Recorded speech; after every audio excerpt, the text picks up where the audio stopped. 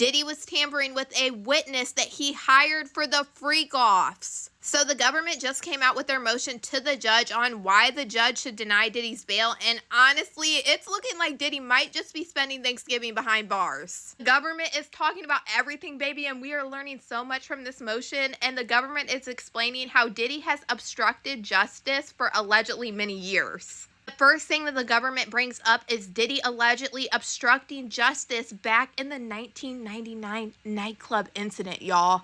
Diddy was acquitted of this, but they talk about Diddy's driver at the time, Wardell Fenderson, who testified against Diddy, who said that he bribed him $50,000 to take ownership of that weapon. And the government is saying that they are continuing to investigate this. Oh my gosh. The jury now appears to be focusing on the possession and bribery charges against Sean Puffy Combs.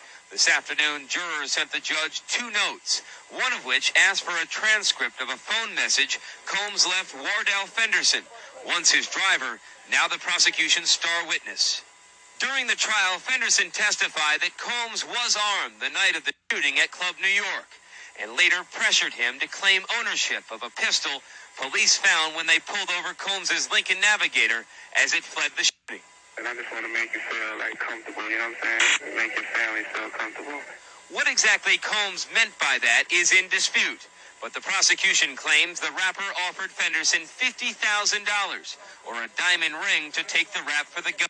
Diddy allegedly bribed security officers with $100,000 in cash to destroy evidence of a brutal assault on a female victim, which we know is Cassie, while they were at a Los Angeles hotel for a freak-off. The defendant, Diddy, bribed hotel security officers $100,000 to make the original video go away. In doing so, the defendant relied on intermediaries to reach out to security staff and help carry out a cover-up. This act is alleged as a part of the bribery racketeering conspiracy. And then they get into a victim who filed a lawsuit in 2023, which I think is allegedly Cassie, which they allege many other things and that the victim participated in a freak-off that was non-consensual.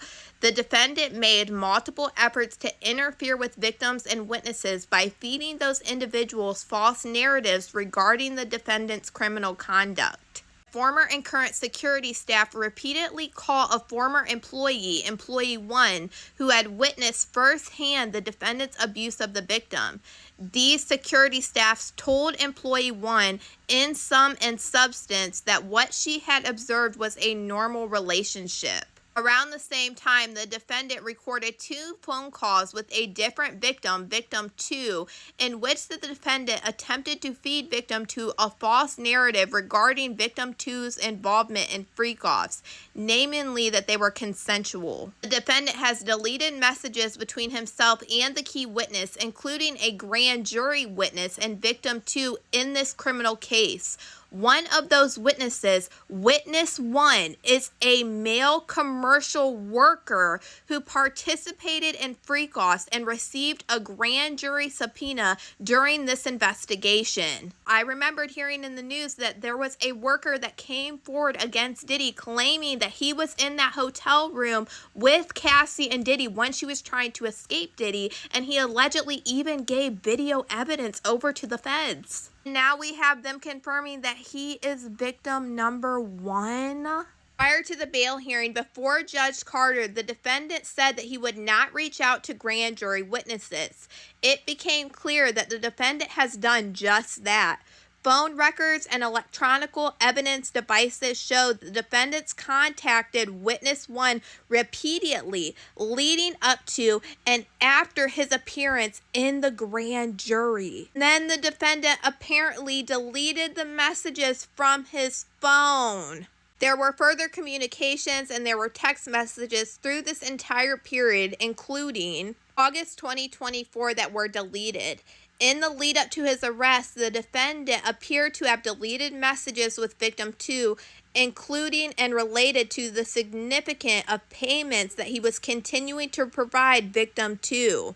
And then they go on to talk about how in jail that he was using other inmates' POC numbers and contact me ASAPs. And they said that while at the MDC, the defendant has instructed family members and third parties to contact multiple potential witnesses and victims. The defendant has provided these instructions to others by using unauthorized means of communication as described above, which are difficult to monitor, often using coded language.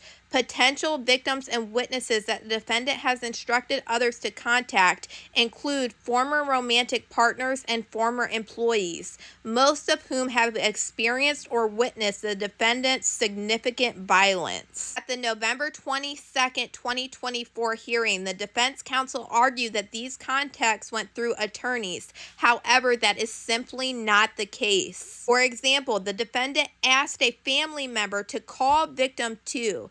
The defendant also had a family member three-way a co-conspirator, and the defendant and the co-conspirator used coded language. Maybe they end this big. It says, it cannot be ignored that the defendant's proclivity for obstruction appears to have continued as recently as last week in court, when it appeared that the defendant provided falsified documents to the court during a hearing that was to address his accusations of government misconduct. They're talking about the notes that the judge made the government throw out because Diddy said that these were on top of a manila folder that had the word legal on it, and that is client attorney privilege. And then the next day, the judge reviewed the photographs that the feds took before they took all of this stuff, and there was no legal on this manila folder or anything. And then during the hearing, Diddy and his team presented the judge with this document that had legal on it. So they're saying that he wrote legal on this document